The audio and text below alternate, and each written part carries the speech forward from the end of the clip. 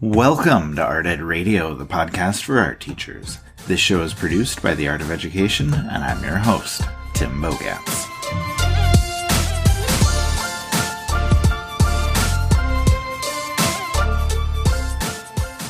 Now, I don't know about you, but I have always been fascinated by the art of blowing glass. Now, if you've tried it before, you know what an incredible skill it is. The time, talent, patience, and training that goes into making even a single piece is amazing. Now, the reason I bring this up is that I've also been fascinated with the series Blown Away on Netflix since it was released a few weeks ago. It is, a competition/reality show that features about a dozen glass artists, at least at the beginning, and each episode they are making a different piece. And, somebody gets eliminated, and we have these great critiques, great judging, just like, Project Runway or your favorite cooking show would be. And it's just spectacular. It popped up on my Netflix a couple weeks ago, and I watched the entire series in like 2 days. And then I watched it again because it is just amazing visually. The camera bringing you into the hot shop, seeing what the artists are doing and what they're creating. And I guess just being able to witness the whole art making process is a really, really cool experience. So obviously it's right in the wheelhouse for so many art teachers, and it's been so popular. Anyway, anything that gets more people talking about art, looking at art, appreciating art is doing really well in my book. And to further that idea, I want to bring in my guest, who was one of the stars of Blown Away, Momo Schafer. Now, Momo is an incredible glass artist who creates a variety of different types of sculptures. I'm partial to her figurative work, but you can see all of her versatility and everything that she can do throughout the course of the competition on Blown Away. So she's here to talk about her work, about blowing glass in general, and of course, give us a few stories about what it was like to be part of Blown Away. I am so excited that she was willing to give me some time, and I'm really excited to talk to her, so let me bring her on right now.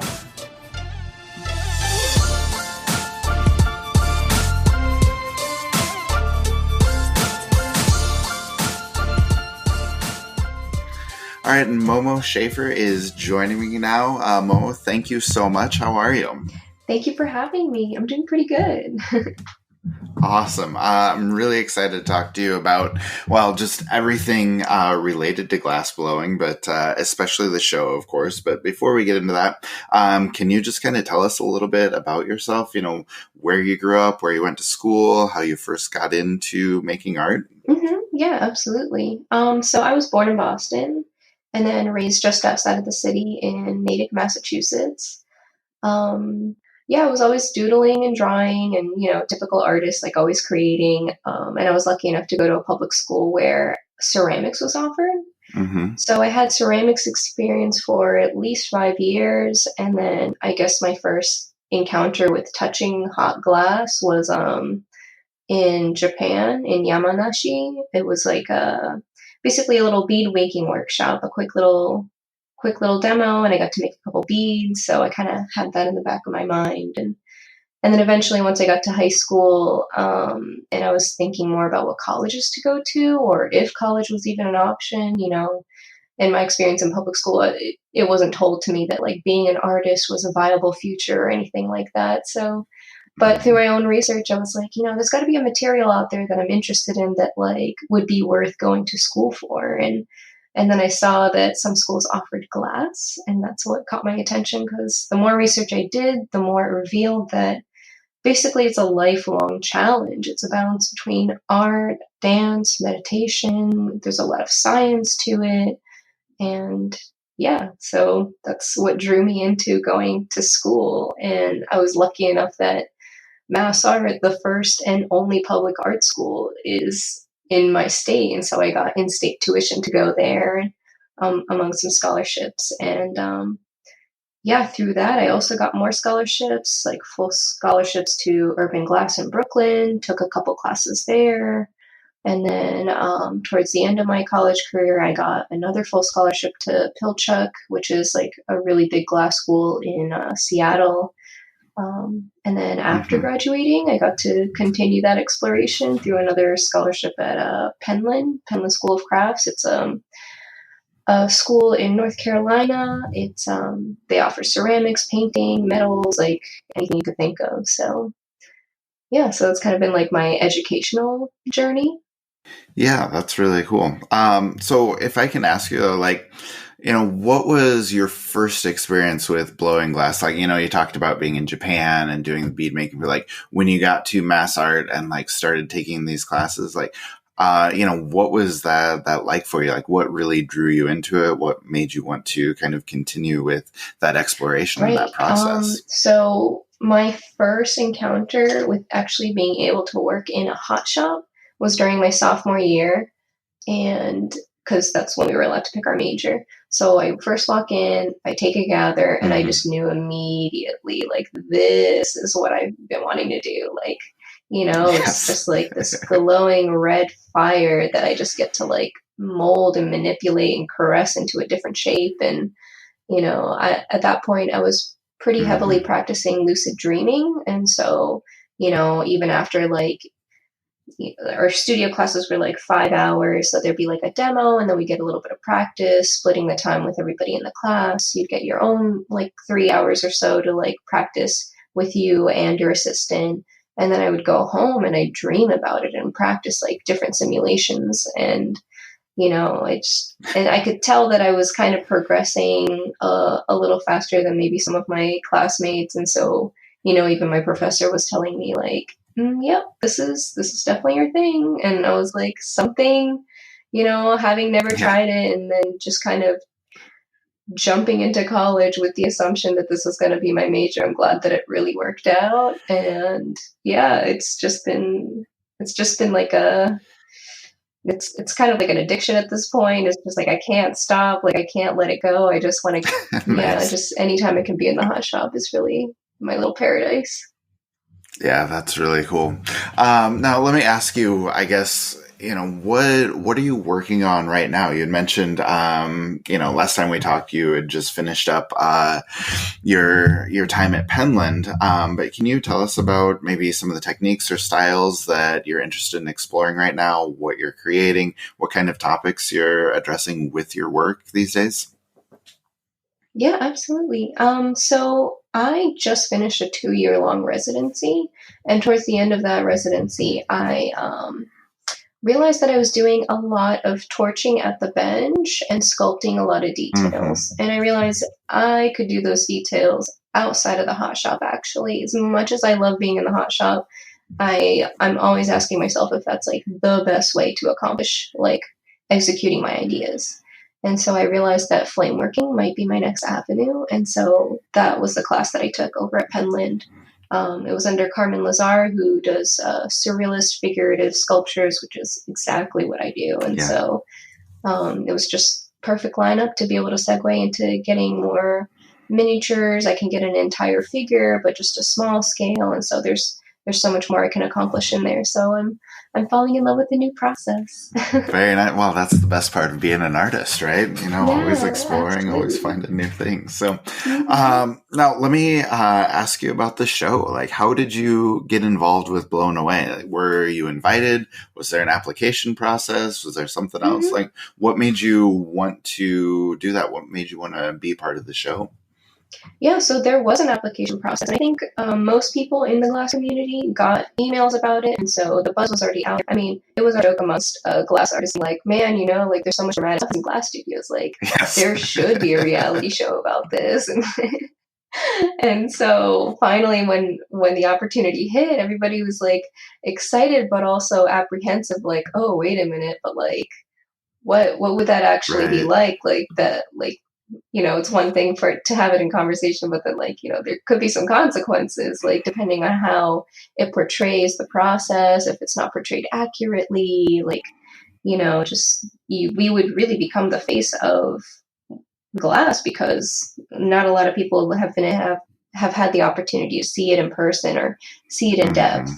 and like have really explained to them. And so yeah, I think a lot of people applied. Some people maybe got cold feet, but I just figured with my limited 5 years of experience, that's basically baby steps in glass years. Hmm. So I wasn't really considering it at first, but then it wasn't just the emails that I got. I actually was contacted through Instagram by the casting director.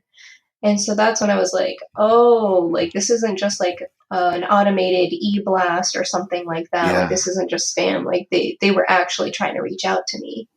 And so, yeah, I chatted with the casting director just to make sure. I was like, hey, like this isn't gonna be like who can blow the biggest bubble or something, right?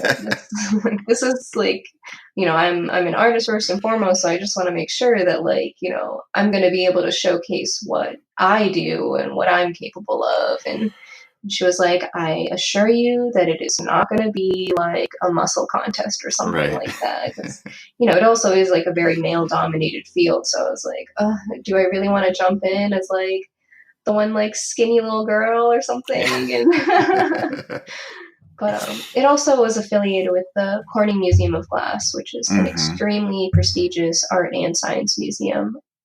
So that also gave me some reassurance that there had to be some credibility there.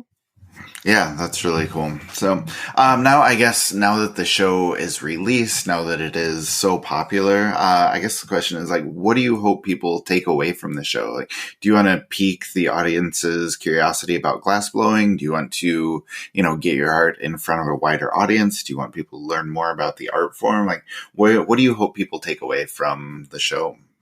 So I just kind of approached it as like an opportunity to show my excitement and love and passion for the material. And that maybe that would ignite other people's interest in just learning more, appreciating, maybe even getting into the field. Um, I Hmm. was during the time when I was applying, I was also thinking a lot about how representation in different media was also important to me, and so just going on the show just to show my face, to show that like people like me can also blow glass. It doesn't have to be like a big muscular like cis male. It can be anybody. So that was important to me. In terms of like getting my art out there, like I know that I'm in such a beginning point of my art that it'll change a lot in the next 5 years probably. So it was more just getting me, myself, my personality out there more than anything.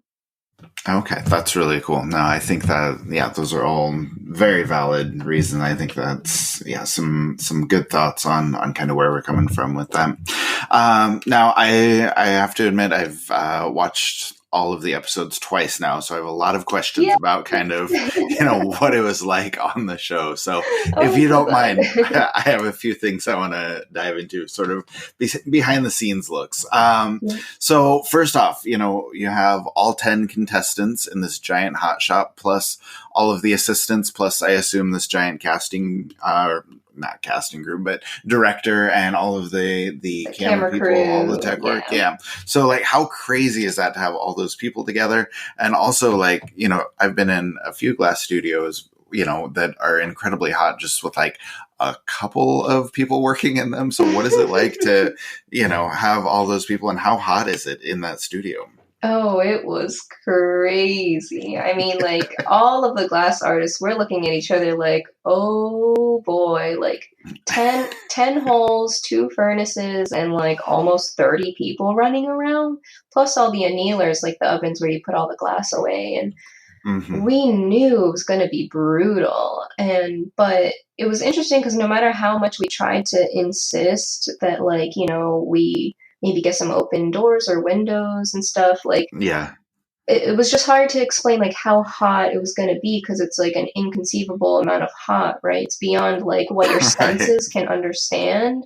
And the only reference that I think that like the director and the crew had was like a cooking show. And like cooking is a very different temperature than glass blowing. Yeah. And, Yeah. you might have an oven that's like 400 degrees if you're baking something, but in glass it's like above 2000 degrees Fahrenheit. So Yeah. very different scales. So I think, yeah, there was a learning curve there, but we figured it out. We Yeah, figured it for sure. out. Good. Now, the other thing I loved about the show is like how amazing things were visually. And obviously some of that is just inherent with, the art of blowing glass. But, I also love seeing the supplies, the tools, going in and having all that glass available. Like, how was it to work in that space? Did you have everything you wanted? Like, how was it with supplies and having all the glass that you wanted or needed? Yeah, I think a lot of it really worked out where, we didn't run out of glass out of the furnace or anything like that. There definitely were some struggles in the beginning of, there was limitations on how many torches we could have in the room, and so we had to share. Typically, you would have just your own setup right by your bench, so you don't have to worry about shuttling it around between two different people working because, timing is essential. And there was a lot of tools that were there or weren't there, and so that was something to adjust to. I'm sure you noticed that like a lot of people were using like newspapers to cradle the glass and manipulate it. Yeah. Typically, or maybe not typically, but like in most shops that I've been in, we have these wooden blocks. It's like these wooden ladles that are saturated with water that you roll the glass in. So there were just Hmm. little things like that, but we're all smart, so we all adapted and we figured it out together. I had every color that I wanted at my fingertips, so that was a real treat. Yeah, that's awesome. Now, I also want to ask, like, how long were you there for the competition? Like, was everybody there together in a hotel? Like, what are the logistics of, bringing all of these artists in and having everybody work together like that? Yeah, it was interesting because when we first got there, or on our way there, we were told like you're not allowed to post on social media. You're not allowed to like let anybody know that you're going to Canada or whatever. And then you get there, Yeah. they confiscate your phone, computer, everything, and you're in quarantine for Oh, four man. days because they don't want you accidentally finding out like who your competitors are and researching about them, or Okay. because they know the Yeah. glass world is really small, so it wouldn't have been that hard to find out, especially through word of mouth and everybody's excitement fueling that conversation. Um, but so after the 4 days of being in quarantine, finally being able to like meet each other, it was just kind of a weird start because like that's not how you normally get together with other glass people. Usually it's a much more Yeah. casual setting. You just, everybody goes out for drinks afterwards or something, but like that wasn't there. And so I think it took a little while for all of us to kind of like warm up into the situation and just feel comfortable enough to open up. But eventually, Hmm. being on a film set, or I'm sure it's kind of like being on a movie set, there's just a lot of waiting in between things. So we spent many hours just sitting in a basement together waiting for the audio crew or whatever to get ready. And so, yeah, we definitely got to know each other. Good, good. That's cool. Now, also I wanted to ask, like, how much time you spent there, and when they're filming all of these challenges, like, was it day after day after day, or was there some time in between the first and the second and the third challenge? Like, what was the schedule like? Was it really compacted, or was it spread out over, a few weeks? It was compact, I mean, the clock is ticking, you got to think like the camera and the space and all of that's being rented. Mm. So the Yep. longer it takes, the more expensive it'll be. So there wasn't a single day off. Well, actually, there was one day off after recording the first episode because I think we all had to regroup. Yeah. But aside from that, there was no days off. So it was, from beginning to end was 2 months, and every episode's like about 3 days or so. Okay. And so, day one is meeting the guest judge, listen, like being announced what the challenge is going to be. Then we break for lunch. And then later that evening, then we shoot for real. We go into the studio and actually make the thing and meet our assistants for the first time. Day two is just like kind of looking back at everything that had happened the day before and doing interviews about all of that, kind of doing Hmm. reaction shots or what do you think the judge is going to say, all of that. And then day three is cold working, which is once your piece is cold enough to handle, then cutting, grinding, doing last minute adjustments to it before putting it in the gallery. And then at the end of that day, getting dressed up, doing like the gallery presentation, speaking about your piece in front of the Right. judges, and then somebody gets eliminated, and the cycle repeats. Yeah. Okay. So now let me ask you this.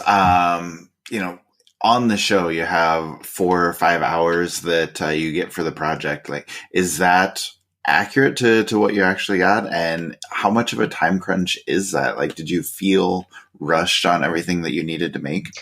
Oh, yeah. Oh, definitely. I mean, because you want to maximize what you can do in that time, but also you don't want to push the limits and Hmm. then not finish your piece either, because there was no leniency with that time. Right. It was very much just when they say go and then when they say stop.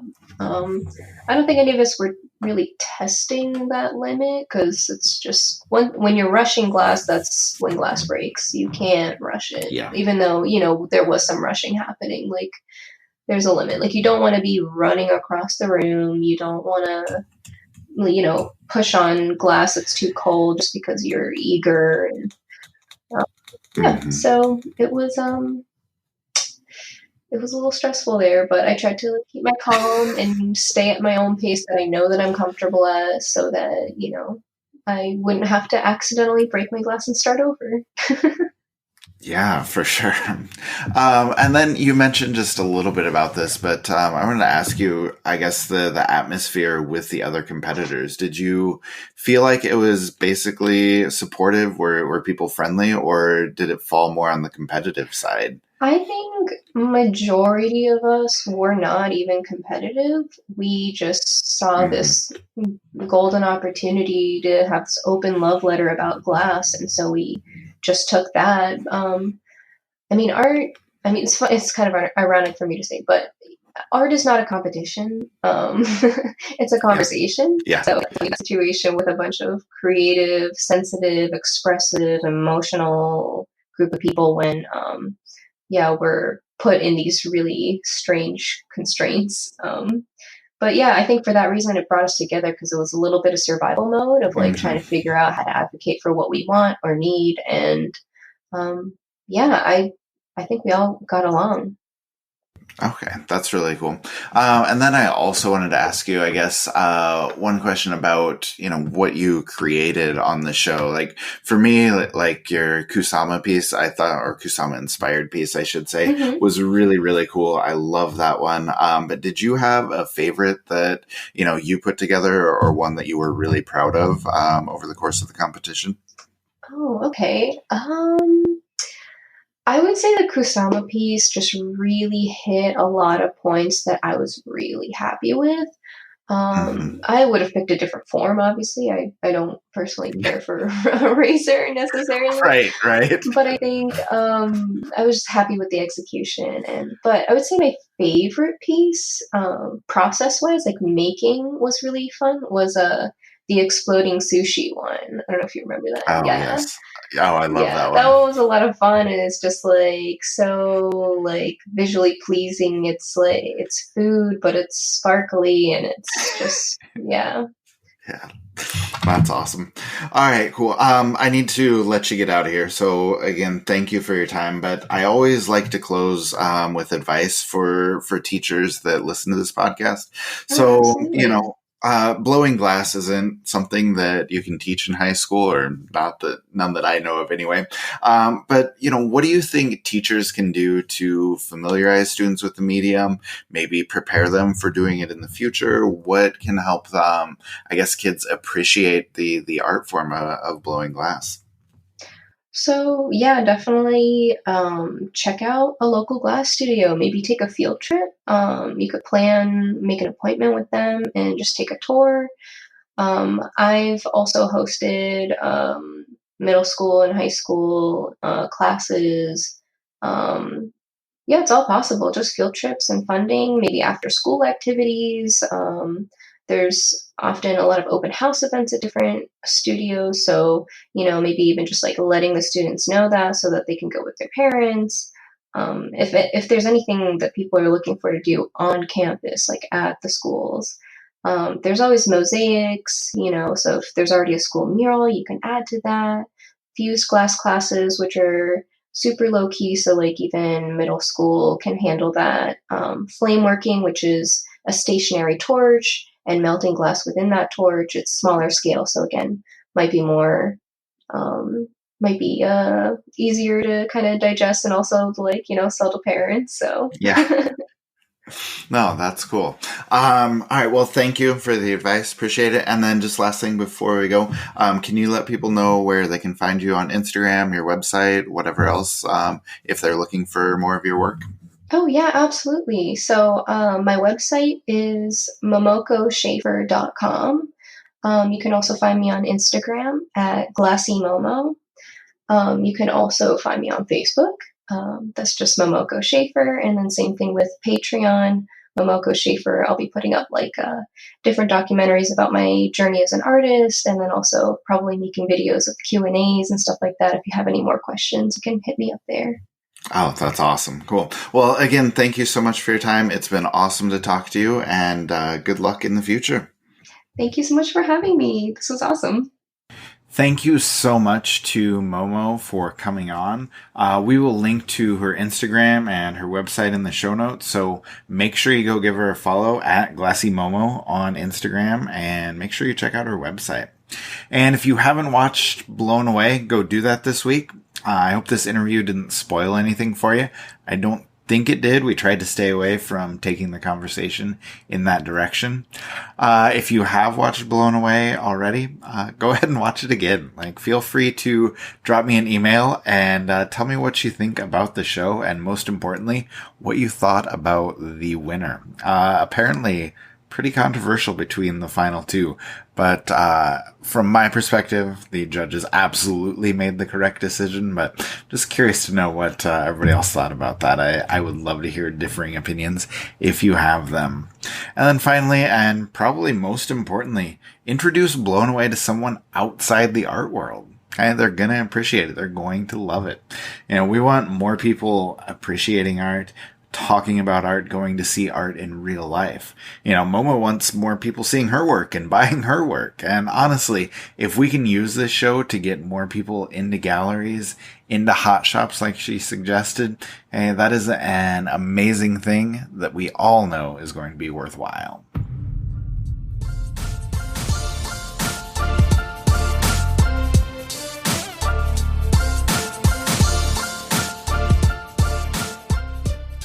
Art Ed Radio is produced by the Art of Education with audio engineering from Michael Crocker. And sometimes Brandon Crocker. So thank you for filling in this week, Brandon. Thank you again to Momo Schafer. It was an awesome conversation today.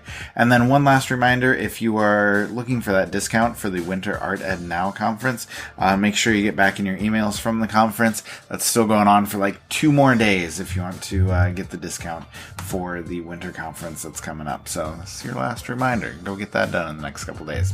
All right. Thank you for listening, and we will talk to you next week.